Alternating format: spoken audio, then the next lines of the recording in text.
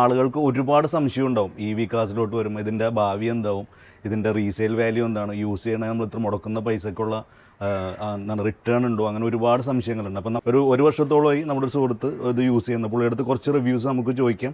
അപ്പോൾ നമുക്ക് ആളുകൾക്ക് ഉണ്ടാകുന്ന കോമൺ ആയിട്ടുള്ള കുറച്ച് സംശയങ്ങളും. ധോണിക്ക് എന്താ തോന്നുന്നു ഒരു വർഷമായിട്ട് ഇത് ഉപയോഗിച്ചിട്ട്? ഇപ്പോൾ ഒരു കൊല്ലത്തിനകത്ത് ഞാൻ എടുത്തതിന് ഏറ്റവും വലിയൊരു നല്ല ഡിസിഷനായിട്ടാണ് എനിക്ക് തോന്നിയേക്കുന്നത്. കാര്യം എടുത്ത സമയത്ത് പലരും ഇത് ഇത്രയും ചെറിയ വണ്ടി കൊണ്ടുപോകുമ്പോൾ തന്നെ ഇത്രയും വിലയുള്ള വണ്ടി, ഇത്ര കുഞ്ഞു വണ്ടിയാണെന്നുള്ളതായിരുന്നു പ്രൈസിങ് എടുക്കുന്നത്. ഇതിൻ്റെ ഞാൻ എടുത്ത സമയത്ത് 10-10.5 രൂപയായിരുന്നു. അതിന്റെ ടോപ്പ് എൻഡ് ആണ്, ഏറ്റവും ടോപ്പ് എൻ്റെ ഏറ്റവും ഫുൾ വേർഷൻ ആയിട്ടുള്ളതായിരുന്നു. ഓൾമോസ്റ്റ് ഒരു 1-1.5 അടുത്തുള്ള വ്യത്യാസങ്ങൾ അതിന് വരുന്നുണ്ട്. അപ്പോൾ ഞാനും എൻ്റെ ജീവിതത്തിൽ ഇതുവരെ ആ ഫാസ്റ്റ് ചാർജിങ്ങിന്റെ ഓപ്ഷൻ ഞാൻ യൂസ് ചെയ്തിട്ടില്ല. ഈവൻ ആ ഹിൽ ഹോൾഡ് അസിസ്റ്റ് എന്നുള്ളത് അത് നോർമൽ ഹിൽ ഹോൾഡ് അസിസ്റ്റ് ഉണ്ട്, അത് കൂടാണ്ട് ഒരു അഡ്വാൻസ്ഡ് ഹിൽ ഹോൾഡ് അസിസ്റ്റ് ആണ്. അതിൻ്റെയും എനിക്ക് റിയൽ ടൈമിൽ എനിക്ക് അതിൻ്റെ വലിയ ആവശ്യം വന്നത്.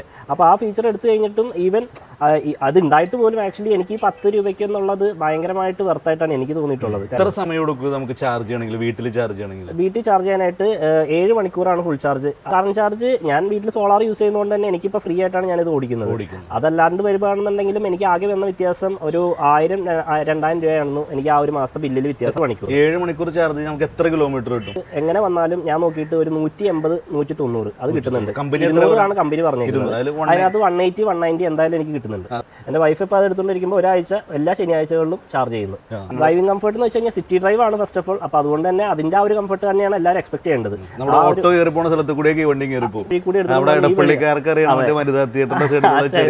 ബാക്കി എല്ലാ വഴി വന്നാലും ബ്ലോക്കാണ്. ഞങ്ങൾ ഈ വണ്ടി എടുത്തുകൊണ്ട് നേരെ അതിന്റെ ഉള്ളിൽ കൂടി പോകും. ബൈക്കിന്റെ ഓൾട്ടർനേറ്റീവ് ആയിട്ട് സുഖമായിട്ട് യൂസ് ചെയ്യാം ഏത് ബ്ലോക്കിൽ കൂടെ. ഇപ്പൊ മറൈൻ ഡ്രൈവിൽ ആ ബ്രോഡ്വേന്റെ ഉള്ളിൽ കൂടി വരെ ഞാനിത് സുഖമായിട്ട് എടുത്തിട്ട് പോയിട്ടുണ്ട്. സീറ്റിംഗ് കപ്പാസിറ്റി ഞങ്ങൾ ഫാമിലിയിൽ 5 പേരാണ്. എല്ലാവരും സ്ഥിരം പള്ളി പോകുന്നതെല്ലാം ഈ വണ്ടിക്കാണ്. പുറത്തുനിന്ന് കാണാത്രയും ചെറുതല്ല, അകത്തുള്ള ഫീച്ചേഴ്സും കൂടി ആളുകൾക്ക് കാണാം. എനിക്ക് ഇവിടെ പാർക്ക് ചെയ്താലേ എനിക്ക് അപ്പുറത്ത് കൂടി ഇറങ്ങി വരാം. അതാണ് ഇതിന്റെ ഏറ്റവും വലിയൊരു. ഏത് സൈഡിലും നമുക്ക് പാർക്ക് ചെയ്യാം. പാർക്ക് ചെയ്തിട്ട് ഡ്രൈവർക്ക് മെയിൻ പ്രശ്നം പാർക്കിംഗ് ആണ്. അതും പിന്നെ ഈ പറഞ്ഞ പോലെ ചെറിയ വഴി കൂടി പോവാ. ഈ 2 സംഭവം ഉണ്ട്. പിന്നെ പൈസ, അത് ലാഭമാണ്. കോട്ടയം അയ്യപ്പാസ് പോലുള്ള അകത്തോട്ട് കയറി നോക്കി കഴിഞ്ഞാൽ ഒരുപാട് സ്ഥലം ഉണ്ടല്ലോ ഇതിന്റെ അകത്ത്.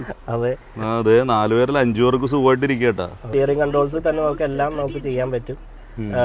ബാക്കി ഇവിടുത്തെ മീറ്റർ സ്പീഡും അതേപോലെ തന്നെ നമ്മുടെ റീജനറേറ്റീവ് ബ്രേക്കിംഗ് ഇതെല്ലാം നമുക്ക് കൺട്രോൾ ചെയ്യാനായിട്ടുള്ള ഓപ്ഷൻസ് ഉണ്ട്. ഇതിനകത്ത് തന്നെ നമുക്ക് സ്പോർട്സ് മോഡ് ഉണ്ട്. എന്നാണ് മൈലേജ് ഇത് 31% റേഞ്ച്. ഇത് രണ്ടും നമുക്ക് കാണാൻ പറ്റുന്നുണ്ട്. അപ്പോൾ ഇതിനനുസരിച്ച് നമുക്ക് കറക്റ്റായിട്ട് കൺട്രോൾ ചെയ്ത് അല്ലെങ്കിൽ നമ്മൾ പ്ലാൻ ചെയ്ത് നമ്മുടെ വണ്ടികൾ എടുത്തിട്ട് പോവാം. ഇതിപ്പോൾ ഈ 31% 62 വരെ, അതിൽ ഓൾമോസ്റ്റ് എന്തായാലും എനിക്ക് 60 വരെ കിട്ടുന്നുണ്ട്.